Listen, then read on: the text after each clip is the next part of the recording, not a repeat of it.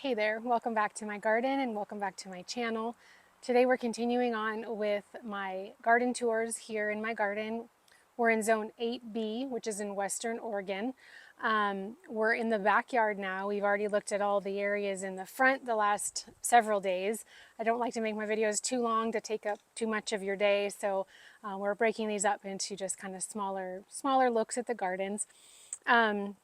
So just a note to kind of remember, I guess, as we look through the beds, I don't have any automatic irrigation. The beds don't get an abundance of water. They get just what I can give them with the irrigation drip systems that I do have installed, but I have to hook up my hose and all that stuff. So they get water maybe a couple times a week, if that. I'm sure everything would probably like more, but so just keep that in mind. And if you see a problem, a plant having a problem, that's probably my fault. If it's doing amazing, then it's the plant's doing. So that's just something to keep in mind as we look through the garden. So anyway, I will flip you around and we'll start off here in the shade beds and we'll make our way along, and this will probably be broken up into two videos. So anyway, we'll go ahead and get started.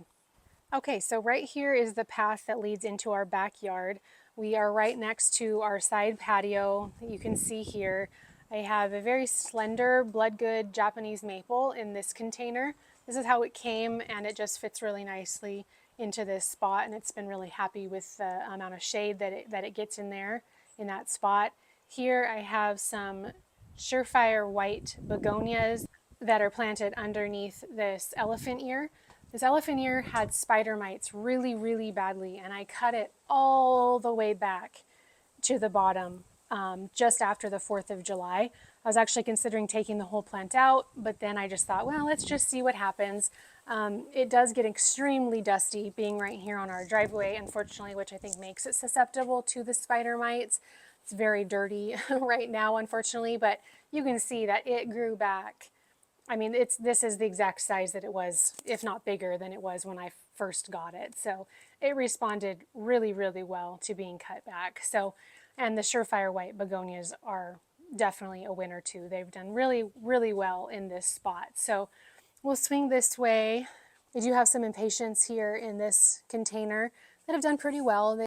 They also get kind of dirty from the driveway, unfortunately, and that may impede their flowering, but they're a sweet little addition here to this shady spot, and they've filled in really nicely. This is 3 plants here, so yeah, it fills in this container nicely. So we'll continue this way. As I said, this is the path that goes into our backyard, and this is my shade garden that is actually mostly shade. I don't have much as far as shade gardens go that are completely shade. I mean, each bed has a little bit of shade in it, but at any rate, down here on the ground, there's some bleeding hearts that are still blooming. And actually, this time of the year, I've usually already had to cut back the foliage totally. So that kind of shows you what a mild summer that we've actually had, that those are still there, as well as the fact that my hellebore that's in here is still blooming when this is a fresh bloom. So there are 4 hellebores that are planted underneath this very narrow tricolored beech that's in this very rather large container. Underneath the bleeding heart, there is some lamium growing, and it's kind of throughout this bed, but it is harder to see this time of the year. You can see it's underneath there. I just planted that in this spring, and it's doing really well. You can see the sweet pinkish purple bloom that guy has. And it's doing really well, actually, considering how much shade it gets. There is also a little Daphne under here that I planted this spring, but you can see it is all shaded by this huge mophead hydrangea that was just glorious before we got our last rain, but it just knocked it down. I do have it in a support, but look at these blooms. I mean, it's really something. It doesn't have too many blooms. This is a very old plant. It does bloom on new wood, so it shouldn't be the fact that I prune it very hard that it doesn't bloom too profusely. But honestly, I mean, that's a good like 10 inches across, this bloom. So originally, this hydrangea was variegated. variety, but it reverted back to being just a green variety. So you can see there's a lot of green foliage back there and not a lot of blooms. So not really sure what's going on there. It also was much more lace cap when I got it, but it fills out quite a bit, almost into like just the mop head look. So I do love this hydrangea. It's quite large for this spot, but I don't care. Fortunately, the support has helped it this year to kind of maintain its space. It's crowding out this little evergreen shrub here. This is an anise shrub. It is banana appeal, and it's put on actually quite a bit of growth. I pruned it. You can see that little cut right there. So all of this is new growth, which I think is great for its first year. Like I said, it is an evergreen. It smells like licorice if you smell the leaves, and it will maintain this color. It's supposed to maintain this color all winter, so that's fun. There is some violas planted in here that I just kind of put in after I took them out of their containers in the early summer, late spring, and they're still blooming because they get a lot of shade here and it stays really relatively cool. This is an anemone that's trying to grow in that spot. Hosta that I could probably just prune off these leaves. There are new leaves that are trying to come out underneath there. Here is a red twig dogwood. I also pruned this back pretty hard after it bloomed, and it's put on about maybe 10 inches of new growth. It was just kind of almost blocking this whole window here. So it's in a container right there. It's really, the root ball is really filling out the container, so it's kind of making it hard for these little ghost ferns to grow underneath there. But I don't know how long this guy will last in this pot, but I like it here, and it's just nice for the shady area. It's a very large sword fern that's been here forever. And then this little corner is just very, very full. Here we have a Sun King Aurelia. It's also in a container. There's a Hooka that's in a container. There's a couple hosta underneath here. You can see this variegated one, and there is actually one right there as well. It's really crowded out. I kind of forgot that those hosta were there. This sad hydrangea, it bloomed beautifully, but it is reaching. You can see it's in a container. This is also a summer crush. I'll show you another one that I have in the ground over there. This poor plant just keeps toppling over off of the little shelf that I have it on, so I had to put a rock in the back of it just to weigh it down. I still love the color of these flowers, honestly, so I haven't done anything to it. I could probably prune it back pretty hard and it would push out new growth. See, like right here, this was a spot that broke, and so it's pushing new growth.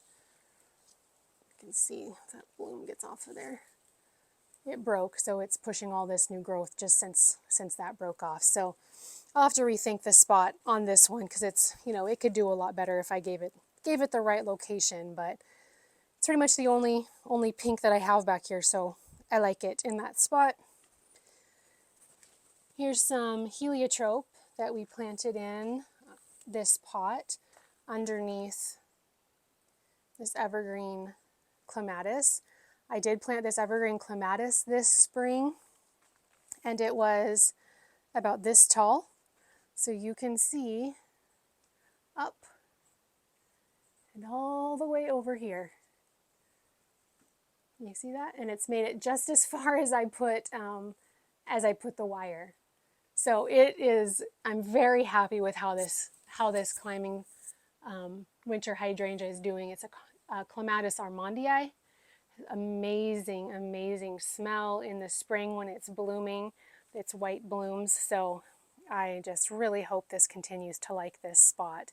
But these heliotrope are doing well. They smell really good. I could probably continue to pinch them back so they continue to branch out in that spot. And then here we have a golden euonymus. This is the same one that I have out in the front in a little container by my front black bench. This one is not nearly as vibrant of a color, but I still love it. I still think it's just beautiful. Just a really restful, peaceful look to the eye. Back here, peeking around, this is actually a Brunnera. It's supposed to be very bright, a bright yellow. Ironically, I think it gets too much shade to have that coloring, but I still like it. Again, similar to this euonymus, I just like the green. I just think it's refreshing and happy, clean looking. So there's a little fountain that I have going every once in a while. There's also some Kimberly ferns on the back patio. And then we'll also swing over here and look at this shade bed. This is also primarily shade. We spent some time in here recently as we were planting in this summer crush hydrangea right here. On the corner we have sedum. There is also a hellebore in here, which is the same variety that was over there underneath the tricolored beech. And the foliage just still looks really great on that. I never even cut that back. That was just the foliage it had all winter. I don't know if you remember, but this is a lemony laced elderberry that I had in my lower garden that I dug out because it had, as you can see, it got some pretty bad sunburn on it, but it's pushed out all sorts of pretty new growth right here. So I really need to find a nice shady spot to put this guy. I love the texture of it, and so I really want to keep that in the garden in a better location than I had it. Nice big hosta back there. There's also a little fern growing in. Here we have a drift of Brunnera kind of underplanted with some purple Hooka. Also some lungwort, some hardy geraniums, a little boxwood just for the evergreen element. And then this is the summer crush hydrangea that we planted in. See, it has a new bloom right here, some older blooms along the bottom, and it's still doing really well. It's pushing new growth in the middle, and I am happy with the placement of this shrub. I wasn't sure for a little bit, but I think it's going to be great there. We have a beautiful Hooka in this container, surrounded by some more Brunnera. There is some more pulmonaria or lungwort right there, and another anise shrub, the banana appeal right there. We also have a pink mint clematis. It looks like I need to connect that back up on the trellis.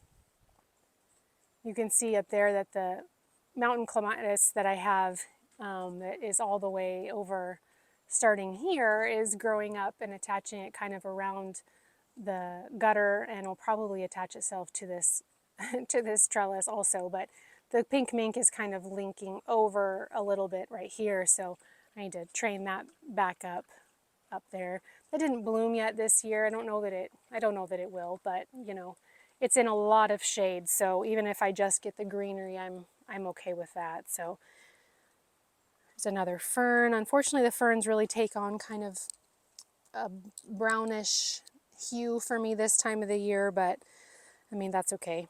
They're still pretty texture. Here's a big hellebore, really pretty foliage throughout the season, and then another ball boxwood in this container. Again, you'll see throughout my gardens, it's just kind of one of those continuous elements that I like to include. This is a Wedgwood Blue Angelonia that I planted in just a little bit ago. They haven't bulked out too much, but they've just continued to bloom, continued to put on color. But you can also see that the violas had reseeded themselves, so once these are done, the violas will probably take over and fill in this spot for some pretty winter, all the way through winter color. So that will be nice. Behind here is a sweet box shrub. It is this evergreen. Doesn't look like much right now. You just see kind of the evergreen glossy leaves. But if you have a shady spot where you're wanting an evergreen kind of low growing shrub that smells amazing when it blooms in the winter, I definitely recommend this. I believe it's Sarcococa is what the scientific name is of it, and I just love this plant. It smells like jasmine when it's blooming in the winter, and it just stays this beautiful glossy green all season long. So that is a great plant. This is, as I was saying, this is a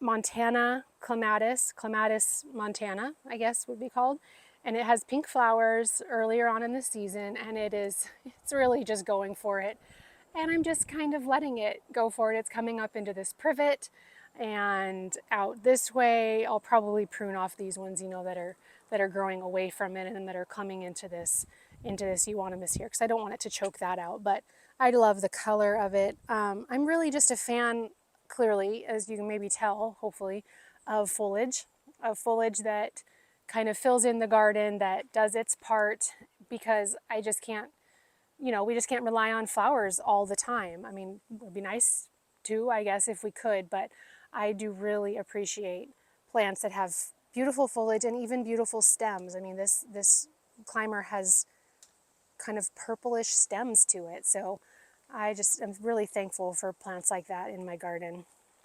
This is a spirea slash cushion spurge. It's actually two plants growing together, both of which came here by seed. They just both planted themselves there. It's kind of an interesting little combination right here on the corner of this bed. I pruned it back pretty hard. You can see where I pruned it back to, and this is all of its new growth since its first flush of blooms. So yeah, it's kind of a random fun guy right there on the corner. More hardy geranium, more stuff that just started itself from seed. This area I cut back really hard. It was full of loose strife, yellow flowering loose strife, as well as some heaven sent Jacob's ladder that was right in here. It's still there, and I anticipate that it will come back up in spring, but it had powdery mildew so badly that I cut it back repeatedly, and so I just cut it back and decided to cover this space up just so it looked nice and clean with some mulch. So we have some more cushion spurge, and here's another ball boxwood. It is again just a green velvet. I really like this variety for its size, for its color, for its heat and drought tolerance. So you can see there's this one, and then there's this one right here. And then if you look all the way down along the way, there's another one right there, and you can even see another one over above the table. They're just kind of dotted through the garden, and of course this time of the year they're a little bit harder to identify, a little harder to kind of see, but come winter, when they're one of the only things out here that is still green, they really bring a lot of good winter interest. So right up here, this is a privet. It is one of the first things that I planted in my garden. I remember going to the garden center and kind of describing my space to the guy that was working there, and this is what he suggested. And ever since I learned that I could limit up into a multi-trunked tree, I've really liked it. I mean, of course, it has this beautiful glossy leaf and the structure all season long. It does bloom white for a brief time, but mostly I love it for the shade and just for the structure of the branches underneath, and that it just kind of creates a canopy for a few things to be planted underneath it. I have a peony that's very, very incorrectly placed. It gets way too much shade right there, but I have not moved that yet. And then there's the hosta in a container. A couple other things that started from seed right there, like the sedum and some more rose campion. There is a hosta underneath this barberry. It's a pretty good size for how much shade it gets, but you can see how much greener it is on the side that is in primarily shade than it is on the side that gets more sun. So that's something to consider. You know, things just don't retain the color that they're intended to be if they don't get the right light requirements that they want. This area is kind of not ideal. It's a tough spot to garden. It's on a lot of a slope. As you can see, it is in a lot of shade because of this gorgeous, gorgeous maple tree. This is probably one of my favorite specimens that I have in my garden. It came from my parents' house where I grew up as just a small seedling, and now it's beautiful and huge, but it does make this space kind of difficult to work in. I really need to devote some time to rethinking this space, to probably lifting up this retaining wall that's down here. It's just made by stone. Probably really need to lift that up so I can bring in some more soil and level this out a little bit more. Take out what's blooming in here right now and just really rethink it. This is a Caryopteris, and you can see that it's about to start blooming. So, you know, sometimes it's hard for me when things are doing okay enough to take them out because I don't know what else to put in. So here is, I think it's a Lithidora, and it's just an evergreen shrub that I just planted in. It was really small when I planted it. It's put on quite a bit of new growth. So hopefully that will enjoy this spot and it'll look beautiful. I just transferred some Brunnera here. This is a plant that was from where I put in the hydrangea in the backyard, in the back shade garden, and it's pushing out some new growth, so that's exciting. Hopefully that is happy here. Here's a clematis that's climbing up to the bird feeder. And of course, as you can see, this very large hosta that is in the container, it's surrounded by hellebores, and those hellebores had blooms on them till like midsummer. They were still so pretty. It wasn't until recently that I pruned them out, and now I really like this combination of the huge bright hosta leaves with these more deep colored structural hellebore leaves. And of course, the hellebores are coming out and blooming when the hosta is still dormant. So I really like that combination. It works really well there. So then, of course, you can see too, this is also why this bed I don't do too much in.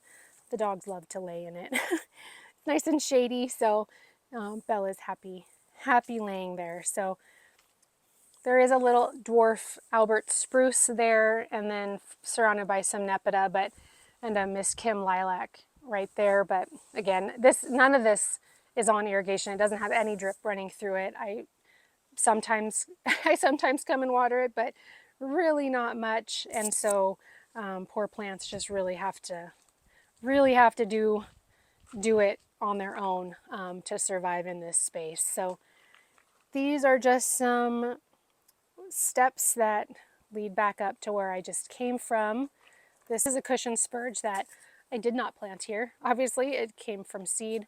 Cushion spurge does reseed readily, as you can see all up here.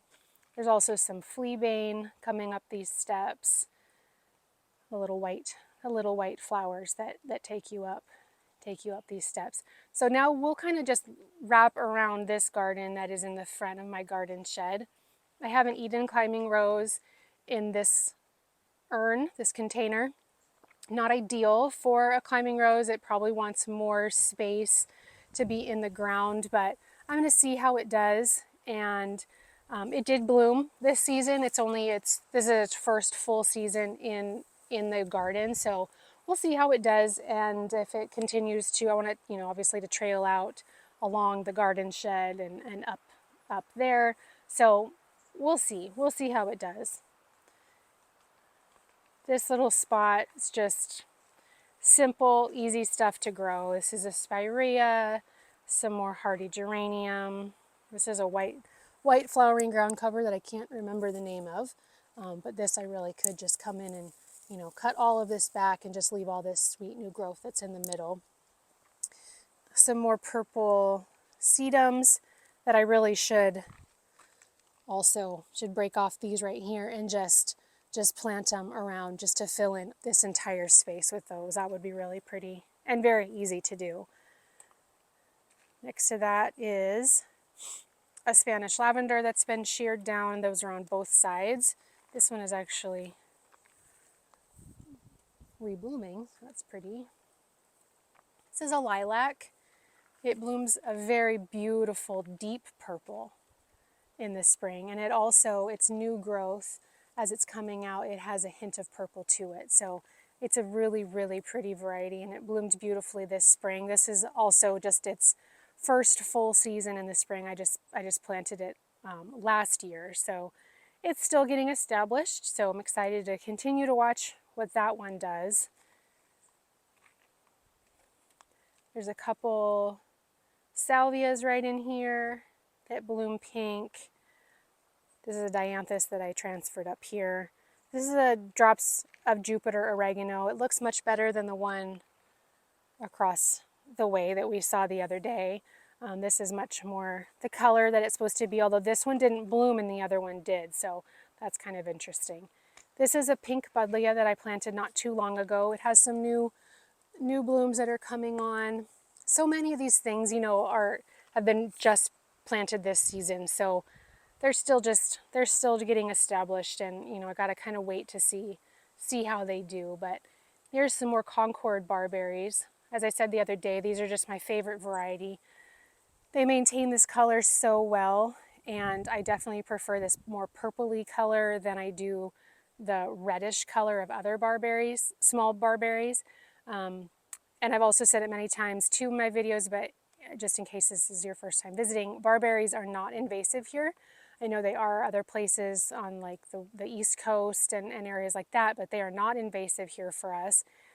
Likewise, this butterfly bush is a sterile variety, as are all the others in my garden, because those are invasive in Oregon and we can't grow the ones that will set seeds. So all the ones that I have are sterile of the butterfly bushes, but the barberries are not a problem for us. So I grow a lot of those. They do really well here. Here is a trio of more Spanish lavender that I think is probably on its last leg. I mean, it's not dead, but you can see that it just starts to get really woody, and after a while, it's just good to replace them. They do bloom a very nice light purple, a little bit lighter than this variety here. I thought they were the same variety, but these ones are a little bit lighter. So we'll see. Those could be replaced at some point, but in the meantime, they are quite a substantial hedge on the front of this bed.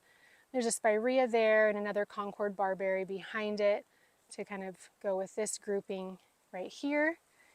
You can see in that container right there, that is a freshly regrown Jacob's Ladder, the Heaven Sent variety by Proven Winners. It was struggling also with powdery mildew, so I cut it all the way back, and now it's just, gosh, the new growth is just stunning. So I'll probably just keep growing it even though it gets powdery mildew, just for the flush of the new growth. I just think it's so pretty. This is 3 plants of Baptisia. It's a purple variety, and again, here's another one that even after it's done blooming, the foliage is just stunning to me. So the blooms are gorgeous, but even the foliage, I could just grow it just for this purpose alone if I needed to. Just a few things underneath. This bed is so dry. This is one that I just always feel bad for, because it just really doesn't have the best soil. It doesn't get watered all that often. Yeah, so it's impressive that it is doing as well as it is, even though I'm sure it would love to do a lot better than it is. Anyway, here's a white Jella. This is just a compact variety, but it does bloom pink similarly to the very large one that I have in the front garden. So that's a pretty end cap to this bed, just, you know, in the spring when that blooms for a while. These are a couple of Belia. These are supposed to be, this is supposed to be such an easy to grow plant, but there's just something wrong in my growing situation. I mean, obviously, for it to do really well for me. Probably a watering issue. I don't know, but its neighbor looks better than it does. But again, you know, it's not dead. It has foliage on it, so it's really hard for me to pull it out and to know what to replace it with. So there it sits. We have a little line of Hooka right here that I started. They're just really tiny, and they kind of created a nice hedge throughout this spring, though they dwindle a little bit right now. But we're right here along the creek bed, dry creek bed, that's actually attached to our gutter, downspout. So there are times that we get enough rain that this actually does look like it is a creek. So anyhow, we have a few anemones right here, a little echinacea. Sorry for the lighting on this side. It's a little tricky with the shade and the sun coming in and out of the clouds.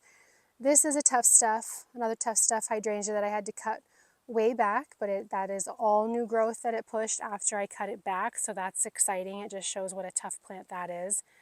Some daisies I just cut back, some yarrow. This actually seeded itself here. I don't know what variety it is, and I don't really know where it came from, but it bloomed pink, and I cut that back. I was hoping that these sedum would really fill in this area, but they've just they've stayed content in their spaces. This one's probably doing the best. It's pretty sweet, and it'll bloom a light pink when those open. There's the carex and another echinacea. This is a viburnum that's already taken on its fall color. It does look beautiful, but you know, again, it's kind of surprising that it would already be this color this time of the year. Similarly, this October Glory Maple. It shouldn't be this color already, but it is. So I don't know if it's going to start dropping its leaves soon. I don't know exactly what's going on with it. It looks pretty, but it's just surprising that here at late August it's already that color. But anyway, we have some ajuga, some really light, bright colored ajuga in this spot, and I just kind of dotted those in along here. Ajuga does really well for me. I have some darker varieties, and so I'm hoping these just do as well and fill in this area. This one's spread out already quite a bit, so hoping those continue to like their space. Some blue hosta, there's 3 right here. These ones are happier than the other because they don't get as much bright sun, but you can see just pretty much immediately what happens to these guys. If they do get too much sun, they just kind of burn. That's just what will happen with the blue varieties especially. They'll either bleach out if they're getting enough water, but if they're not getting enough water, then they'll scorch. So, and then over on this side, here's another of the Heaven Sent that I could cut back, and that would reflush similarly to what that one did. There's 3 Hooka. There's another little lizard. These tiny little babies. They're so cute. Anyway, 3 Hooka right here. And this is a little Quickfire. It's never bloomed amazingly for me, but again, that is my fault. I'm sure not the plants. So if you're considering a little Quickfire, I still suggest you get one. But just for me, this is actually 2 little Quickfire in this container, and they bloom kind of similarly. But you know, I don't need things to bloom incredibly abundantly for me to still like them, because I know that I don't give them the water that they want. So I'm just thankful for what they give me. And I still think that this is really pretty. So along this edge is some NEPA that I cut back. I'm realizing this area is really not looking very pretty, but thanks for looking at it anyways. This is a NEPA. This is a new variety. It's called Chartreuse on the Loose. It's supposed to be this bright chartreuse color. This is the first year that I've had it in the ground, so that's a pretty one. I think it should be pretty with the combination of it with the salvia that's growing around it. And right in the middle of this bed that you can see is a burning bush, and it's doing really well. It's starting, the very few of the leaves are starting to show their fall color, which that will cover the entire shrub, and it's gorgeous. So this has been here a lot longer than anything else in the bed. It was one of the first things I planted in when I put in the maple tree, so it's pretty established and looking pretty good. So this little area on the side of the garden shed just has a few things. There's some variegated boxwood in the little galvanized buckets. There's some more coreopsis that needs to be cut back. There, I think that's another one of the Montana clematis. I can tell by the leaves. There's also a honeysuckle on that little trellis there at the front. So this is just kind of a quaint bed that just kind of has to do what it can on its own. It doesn't get too much attention, so it's doing pretty well considering. And back here, there's a dahlia in a pot that has bloomed, pushed a few blooms. Hopefully there will be some more. There's a creeping sedum that's just so sweet with the little white blooms. See those? There's another heuchera.